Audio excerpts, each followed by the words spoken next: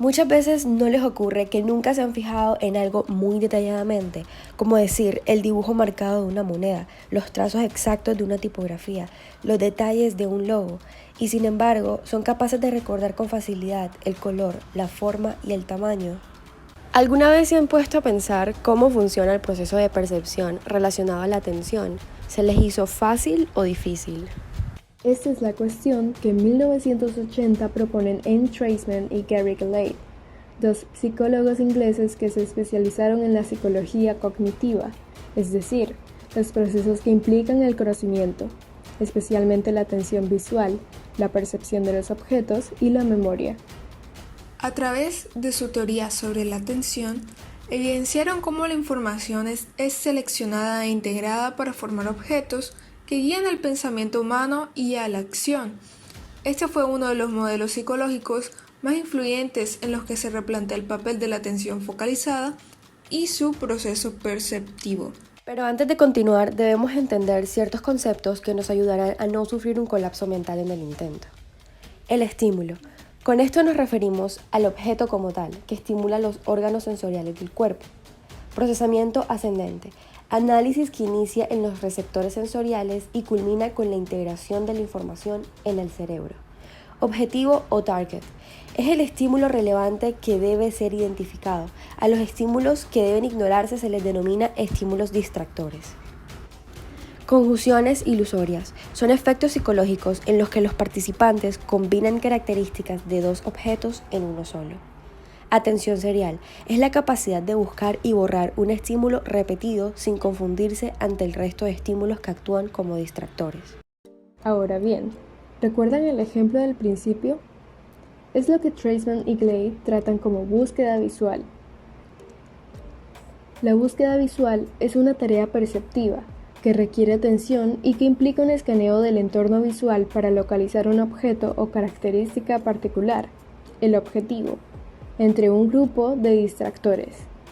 La búsqueda visual puede realizarse con o sin movimientos oculares. Se pueden ver ejemplos prácticos del uso de la búsqueda visual en la vida cotidiana, como cuando estamos eligiendo un producto en el estante de un supermercado, cuando los animales buscan una comida entre los montones de hojas, cuando intentan encontrar un amigo entre una gran multitud de personas, o simplemente al jugar juegos de búsqueda visual como ¿Dónde está Wall-E? Treisman distingue entre dos tipos de tareas de búsqueda visual.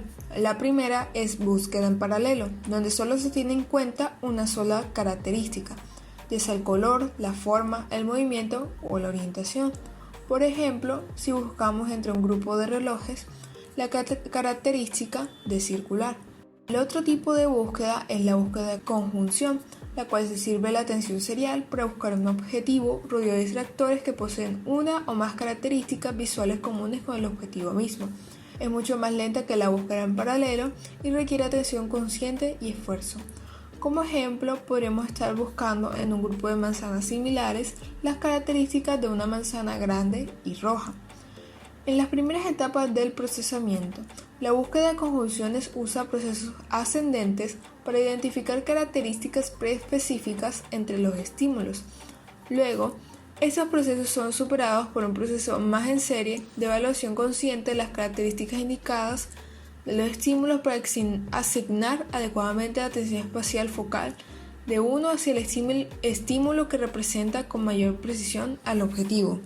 Con respecto a las etapas, la primera es en la etapa preatentiva, que vendría siendo el procesamiento previo. Las diferentes partes del cerebro automáticamente separan la información con características básicas de cada uno de los objetos presentes en el campo visual, ya bien sean los colores, la forma y el movimiento.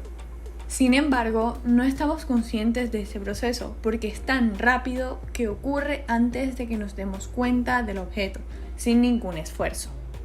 Esta etapa se logra por un procesamiento en paralelo y simultáneo. Se cumple cuando una característica simple se encuentra presente en un objeto. Si no hay esa característica, se emplea un procesamiento de aproximación que lleva a la percepción final. Seguidamente, la segunda etapa es la atención enfocada, que vendría siendo la atención concentrada. Las características individuales de un objeto se combinan en orden para percibir el objeto entero y almacenarlo en la memoria. Con el fin de combinar las características individuales de este objeto, se requiere la atención y la selección consciente de este objeto. Esto ocurre dentro de un mapa maestro de ubicaciones, en el cual se produce una identificación de los objetos a través de un procesamiento serial. El mapa maestro de ubicaciones contiene todas las ubicaciones en las que han sido detectadas características. Con cada ubicación en el mapa maestro se tiene acceso a los múltiples mapas de características. Cuando la atención se centra en una ubicación particular del mapa, las características que se encuentran en esa posición se atienden y se almacenan en archivos de objeto. Si el objeto es familiar, se hacen asociaciones entre el objeto y el conocimiento previo, lo que resulta en la identificación de ese objeto. De este modo, la atención espacial selecciona aquellas características que correspondan a la localización atendida, excluyendo temporalmente a las de otras localizaciones. Sin la atención, las características visuales codificadas en la etapa preatentiva no podrían localizarse de manera apropiada en el objeto, sino que estarían generando conjunciones ilusorias en la percepción visual, es decir, produciendo errores en la combinación de características perceptuales de los objetos o localizaciones espaciales. En resumen, la teoría de integración de características describe cómo una persona junta las características separadas de un objeto para crear una percepción más completa de dicho objeto. Esta teoría se enfoca principalmente en la vista y en la importancia de la atención para hacer una visión correcta del objeto observado.